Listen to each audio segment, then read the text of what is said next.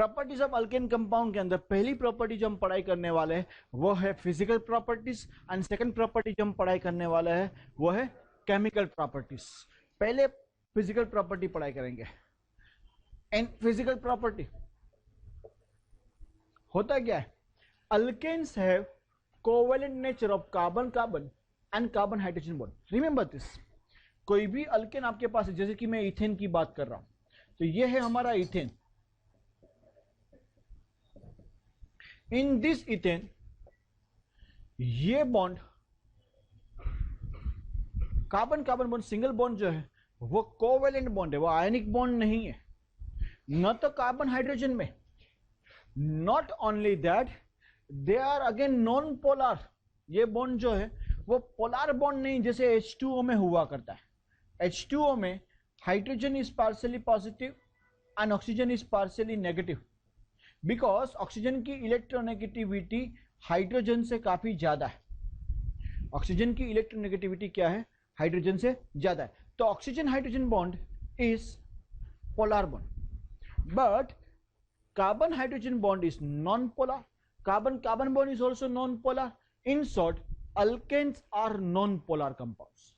Alkanes are, so जब इसके molecules एक दूसरे के नजदीक में आते हैं, सपोज हमारे पास ये एक अल्केन का मॉलिक्यूल है, वन अल्केन, ये दूसरा अल्केन, ये तीसरा अल्केन, तो इनके बीच में जब अट्रैक्शन होते हैं तो कोई पोलैरिटी नहीं होने की वजह से पोलर अट्रैक्शन नहीं होता है। इनके बीच में जो अट्रैक्शन होता है वो simple van der Waals force of attraction होता है।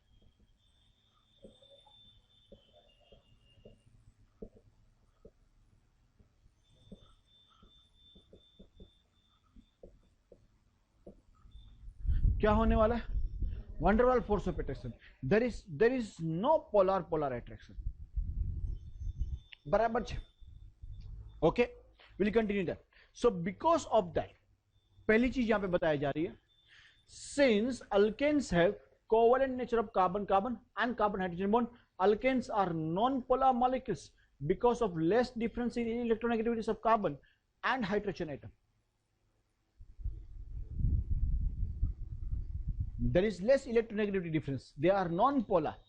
So due to non-polar character, alkanes compounds create weak intermolecular attraction, which we known as van der Waals force of attraction. And that's why, because between two molecules weak intermolecular attraction होता है, इसीलिए पहले 4 alkane containing carbon 1 से carbon 4, methane, ethane, propane and butane, चारों के चारों gaseous form में होते हैं। कौन से फॉर्म में होते हैं? गैसियस, बिकॉज अट्रैक्शन इतना स्ट्रांग नहीं है। जो दूसरे कार्बन 5 से लेके कार्बन 17 तक लिक्विड में आएंगे because of this. 1 to 4 gaseous form, 5 to 17 liquid form, and 18 और more carbon atoms are in solid form. बराबर है कि नहीं? Over here, due to non-polar nature,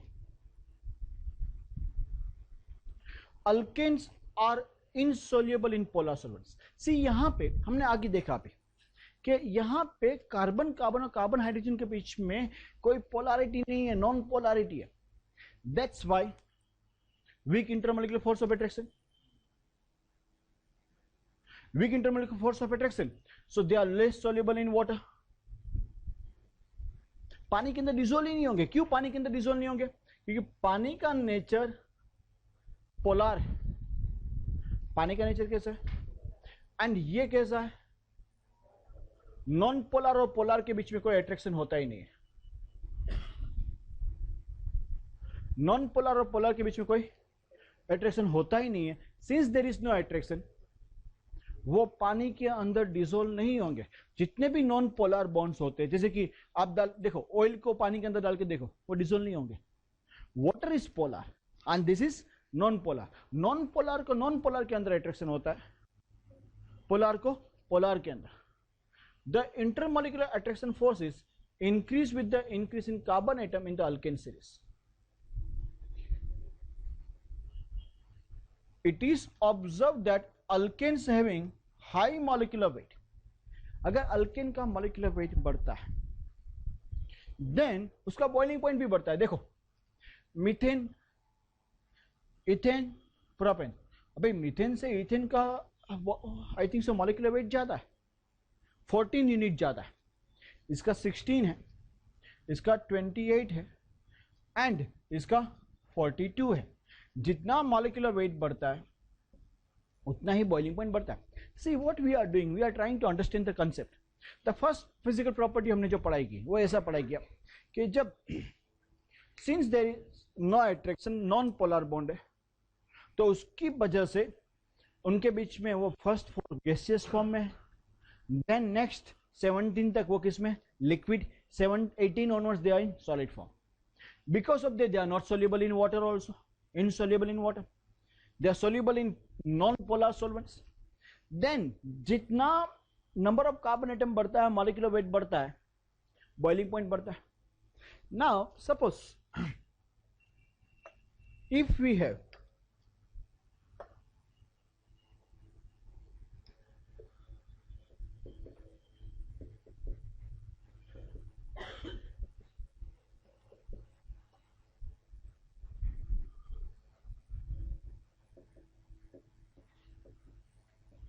normal pentane, pentane के 3 आइसोमर्स है, एक normal,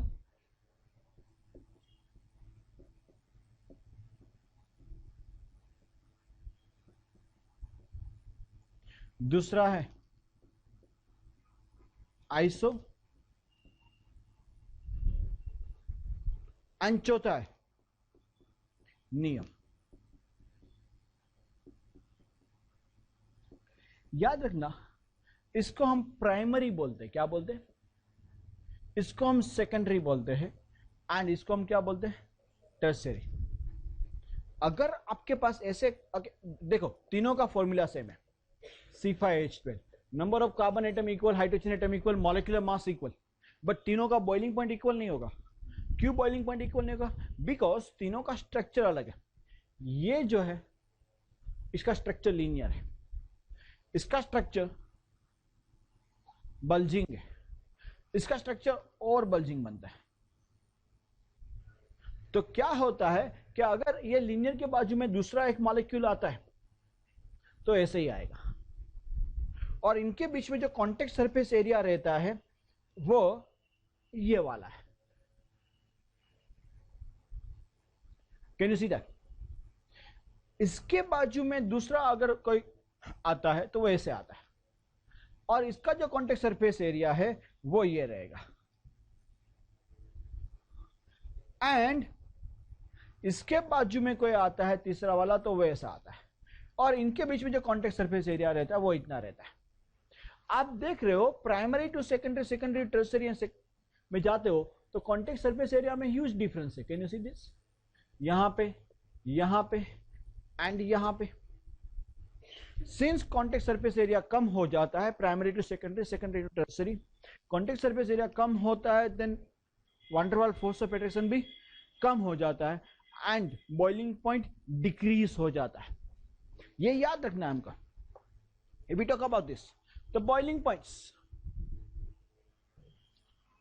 of secondary and tertiary alkanes are less as compared to primary alkanes containing similar number of carbons. Same number of carbon को अगर हम देखेंगे then boiling points कम हो रहे हैं। The boiling points of secondary methyl butane and tertiary 2,2-dimethyl propane are less than normal pentane.